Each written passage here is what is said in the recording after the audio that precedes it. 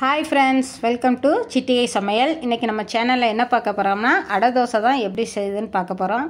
சிட்டிகை சமையல் சேனலை சப்ஸ்கிரைப் பண்ணாதவங்க சப்ஸ்கிரைப் பண்ணிக்கோங்க. பெல் பட்டனை மறக்காமல் கிளிக் பண்ணிவிடுங்க. வாங்க வீடியோக்குள்ளே போகலாம்.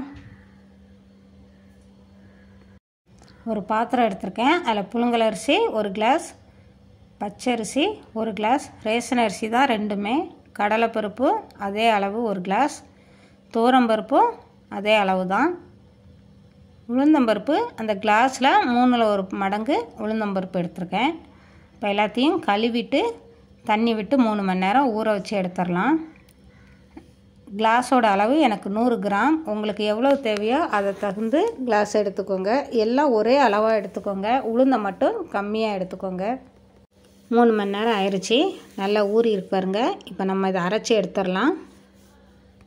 நான் மிக்சியில் தான் அரைக்க போகிறேன். ஜாரில் கொஞ்சம் கொஞ்சமாக போட்டு அரைச்சி எடுத்துடலாம். ஜாஸ்தியாக இருந்தால் நீங்கள் கிரைண்டரில் போட்டு அரைச்சி எடுத்துக்கோங்க. அரிசி கூடவே 4 காஞ்ச மிளகா, கல்லுப்பு தேவைக்கு சேர்த்து நல்லா அரைச்சி எடுத்துடலாம். ரொம்ப நைஸாக அரைக்க வேண்டாம், லைட்டாக பிறுபிறுன்னு அரைக்கலாம். உங்களுக்கு எப்படி பிடிக்குமோ அந்தமாரி அரைச்சி எடுத்துக்கோங்க. நல்லா அரைச்சி எடுத்ததுக்கப்புறம் பாத்திரத்தில் மாற்றிடலாம். மிக்ஸி ஜாரில் எனக்கு அரிசி 2 வாட்டி வந்தது. 2 வாட்டியுமே அரைச்சி பாத்திரத்தில் மாற்றி எடுத்திருக்கேன். இப்போ நல்லா கலந்து விட்டுறலாம்.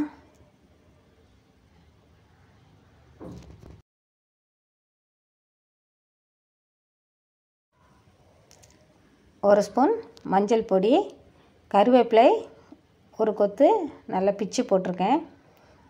வெங்காயத்தை தாளித்து விட்டுருக்கேன். 1 ஸ்பூன் எண்ணெய் விட்டு கடுகு பொரிஞ்சதும் பாதி வெங்காயத்தை குட்டி குட்டியாக கட் பண்ணி நல்லா பச்சை வாசனை போகிற வரை தான் வதக்கியிருக்கேன். வதக்கி மாவோடு சேர்த்து நல்லா கலந்து விட்டுறலாம்.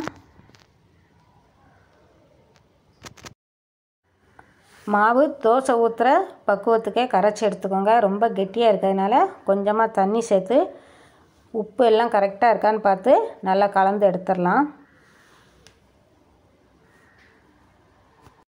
அடை தோசை சூடாக வெண்ணெய் போட்டு எங்கள் அம்மா சுட்டு தருவாங்க. அவ்வளோ ஒரு டேஸ்ட்டாக இருக்கும். தோசைக்கல்லை அடுப்பில் வச்சுருக்கேன். கல் நல்லா சூடாகிடுச்சு. இப்போ தோசை வாத்துடலாம். கல்லில் எண்ணெய் இல்லாமல் தான் தோசை விடுறேன்.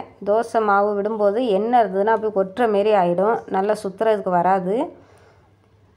எண்ணெயாக இருந்தால் லைட்டாக தண்ணி தெளிச்சிட்டு தோசை ஊற்றுனதுக்கப்புறம் எண்ணெய் சேர்த்துடலாம் தோசை மேலே. தோசை வாத்தாச்சு. இப்போ தோசை மேலே 2 ஸ்பூன் எண்ணெய் விட்டுறலாம். நல்லெண்ணெய்க்கும் அடை தோசைக்கும் நல்லா டேஸ்ட்டாக இருக்கும். இல்லைன்னா அடை தோசைக்கு வெண்ணெய் கூட நல்லா டேஸ்ட்டாக இருக்கும். தோசை வெந்துருச்சு. இப்போ திருப்பி போட்டுடலாம். சுற்றி லைட்டாக எடுத்து விட்டுக்கிட்டு தோசையை திருப்பி போட்டுடலாம். தோசையை திருப்பி போட்டேன். பாருங்கள், நல்லா மொறு மொறுன்னு நல்லா வந்திருக்கு.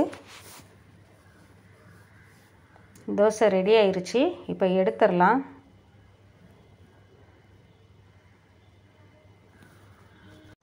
தோசை ரெடி ஆயிடுச்சு. தோசைக்கு அவியல் செம்ம டேஸ்ட்டாக இருக்கும். தேங்காய் சட்னி கூட நல்லாயிருக்கும். ட்ரை பண்ணி பாருங்கள். அவியலும் அடை தோசையும் எப்படி இருந்ததுன்னு ட்ரை பண்ணி பார்த்துட்டு சொல்லுங்கள். அடை தோசைக்கு சூடாக தோசை போட்டு தோசை மேலே வெண்ணெய் வச்சு சாப்பிட்டா செம்ம டேஸ்ட்டாக இருக்கும். எங்கள் அம்மா வீட்டிலலாம் அப்படி தான் சாப்பிட்ருக்கோம்.